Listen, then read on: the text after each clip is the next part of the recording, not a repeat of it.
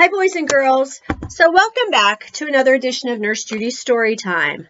So the book that I selected for this particular video, I'm really excited about because it's called Freedom Summer.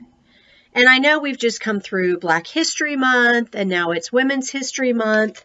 And books like this there's always such a cool lesson to find in them. So I wanted to share this one with maybe some of the older elementary kids, not so much, kindergarten, first grade, although it could be.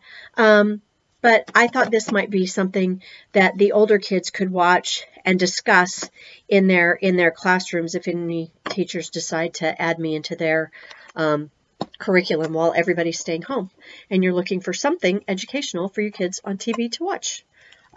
So this is called Freedom Summer, like I said, and it's written by Deborah Wiles and it's illustrated by Jerome Lagarig. So I think this is going to be a pretty good book. I'm really excited about it. Freedom Summer.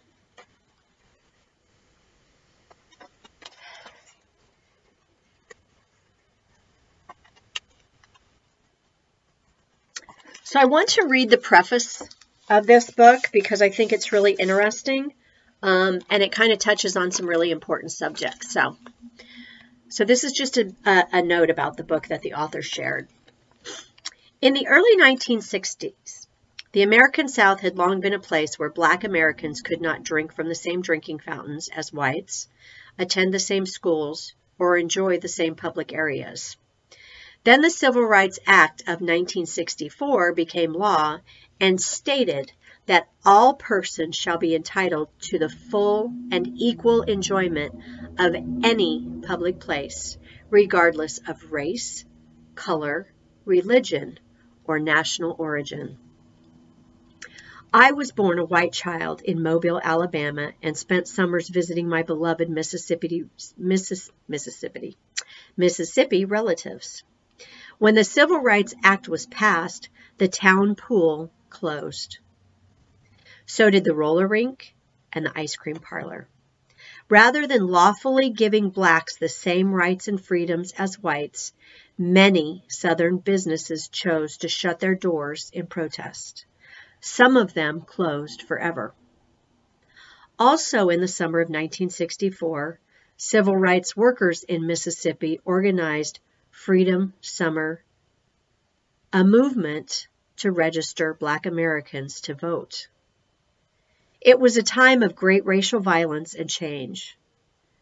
That was the summer I began to pay attention.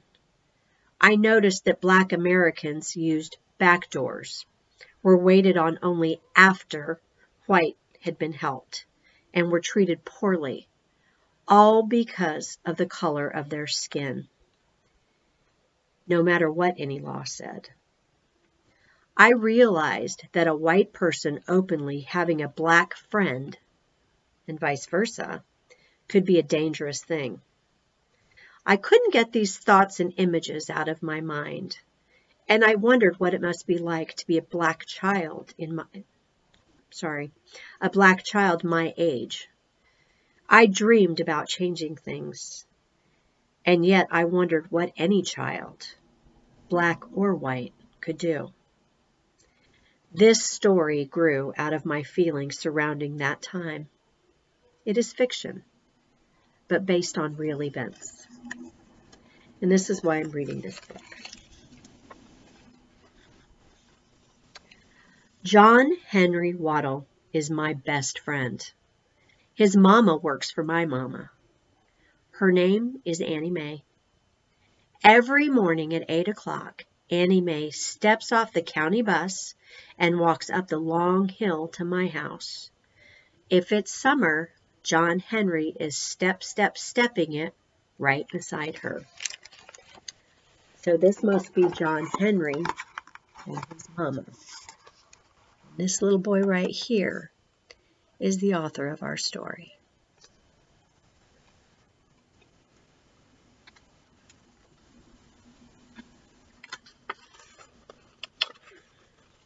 I want to make sure I don't miss any pages. We like to help Annie Mae. We shell butter beans, we sweep the front porch, we let the cats in, then chase the cats out of the house until Annie Mae says, "Shoot! Enough of you two. Go play." We shoot marbles in the dirt until we're too hot to be alive. Then we yell, "Last one in is a rotten egg," and run straight for Fiddler's Creek. There the boys are working together. They're working together. There they are, running for the creek.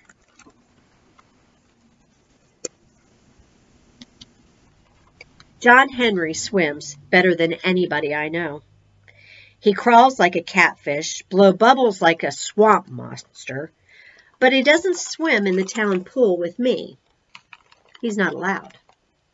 So we dam the creek with rocks and sticks to make a swimming spot, then holler and jump in, wearing only our skin.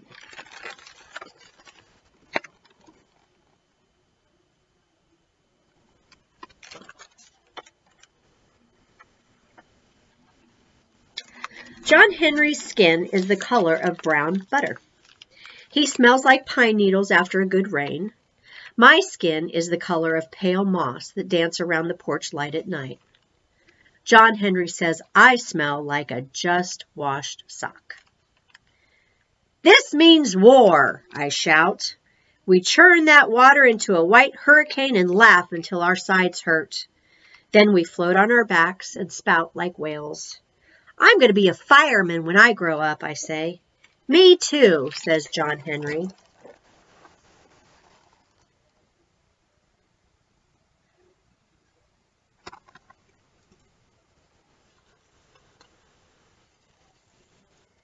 I have 2 nickels for ice pops. So we put on our clothes and walk to town. John Henry doesn't come with me through the front door or Mr. Mason's general store. He's not allowed. "How you doing, young Joe?" asks Mr. Mason. He winks and says, "You gonna eat all this all by yourself?" My heart does a quick beat. "I got one for a friend," I say, and scoot out the door. "Yes, sir, it's mighty hot out there," Mr. Mason calls after me. "I love ice pops," says John Henry. "Me too," I say.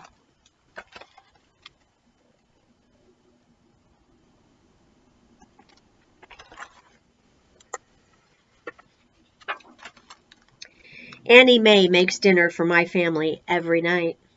She creams the corn and rolls the biscuits. Daddy stirs his iced tea and says, "The town pool opens tomorrow to everybody under the sun, no matter what color." "That's the new law," Mama tells me. She helps my plate with peas and says, "It's the way it's going to be now. Everybody together. Lunch counters, restrooms, drinking fountains, too." I go wiggle in my chair like a doodlebug.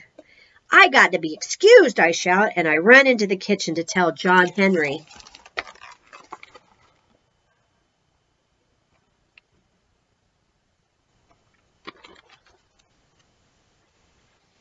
"I'm going to swim in the pool," he hollers. "Is it deep?" "Real deep. And the water's so clear. You can jump to the bottom and open your eyes and still see." "Let's be the first ones there," says John Henry. "I'll bring my good luck nickel and we can dive for it." Boys are so excited about tomorrow.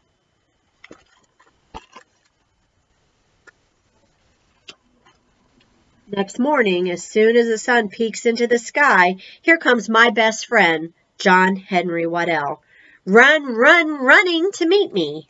"Let's go," he yells. "I got my nickel." And I run right with him, all the way to the town swimming pool. We race each other over the last hill and we stop.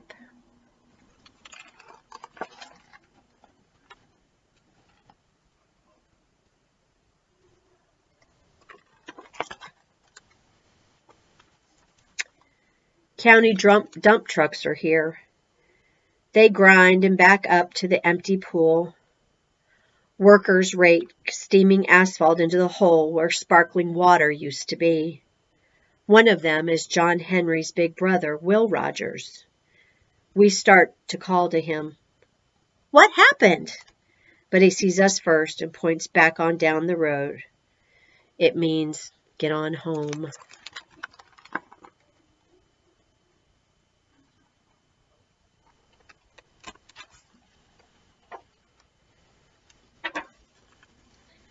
But our feet feel stuck. We can't budge.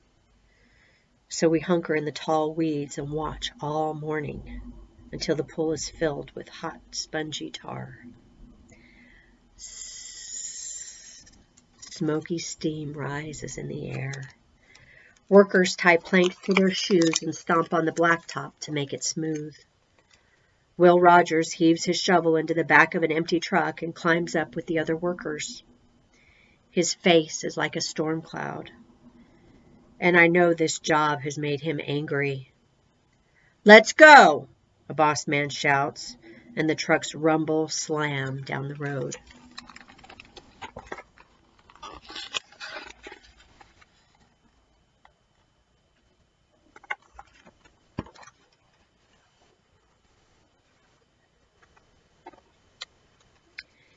It's so quiet now. We can hear the breeze whisper through the grass. We sit on the diving board and stare at the tops of the silver ladders sticking up from the tar. My heart beats hard in my chest. John Henry's voice shakes.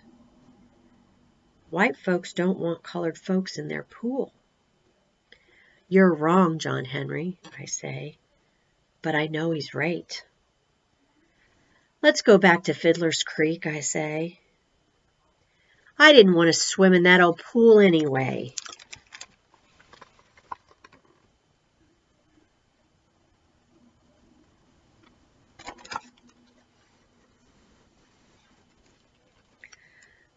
John Henry's eyes fill up with angry tears. "I did," he says. "I wanted to swim in this pool. I want to do everything you can do." I don't know what to say. But as we walk back to town, my head starts to pop with new ideas. I want to go to the dairy dip with John Henry, sit down and share root beer floats. I want us to go to the picture show, buy popcorn, and watch the movie together. I want to see this town with John Henry's eyes.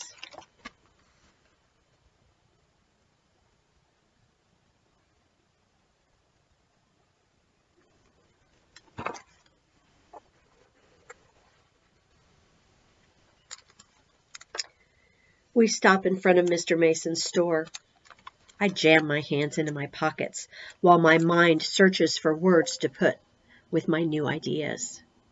My fingers close around 2 nickels. "Want to get an ice pop?" John Henry wipes his eyes and takes a breath. "I want to pick it out myself." I swallow hard and my heart says yes. "Let's do that," I say. I give John Henry one of my nickels. He shakes his head. "I got my own." And we look at each other.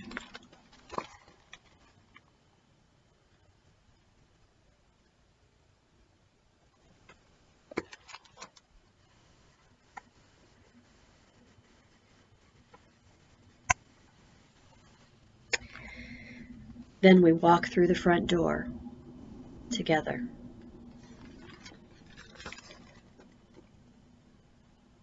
What an awesome friendship. Boys and girls, I gotta tell you, this reminds me of a song that I used to sing when I was a little girl. I was born in 1965, so it was kind of after a lot of that stuff. And, you know, being a kid, I didn't see all those things. Now, I wasn't personally exposed to all those things. That's why I think it's important to read these books and be aware of the things that happened so that we don't repeat them. But there is a song that I used to sing when I was a little girl. And it seems that now more than ever we need to remember this song. And it goes like this. Jesus loves the little children, all the children of the world. Red and yellow, black and white, they are precious in his sight. Jesus loves the little children of the world. I know that was horrible singing, but I think that's because that book made me a little bit emotional, as things like that tend to do. And this is a time in our country when we need to love each other and we need to be there for each other. This is huge what we're all going through right now. So I wanted to read that book because I felt it was important that I, as a 54-year-old white woman, read that book and understand and sympathize and make sure that in my little world that I'm kind and accepting of everyone, of their beliefs. Just because we don't think the same doesn't mean that it makes someone less worthy of anything. So remember to love each other and be there for each other and support each other and keep your social distancing. Be safe, be healthy, wash your hands. And we're going to end this with one of my great big old hugs. Again, left under right, right over left, and a big squeeze. And after that book, maybe a little extra squeeze so that we remember to love each other and accept each other. It doesn't matter what we look like on the outside. On the inside, we're all the same. We're all human beings. We all deserve love and acceptance and understanding. So with that, I end today's story time. I hope you have a wonderful day. Do your homework. Don't drive your parents nuts. And remember, I'm right here. Bye, guys.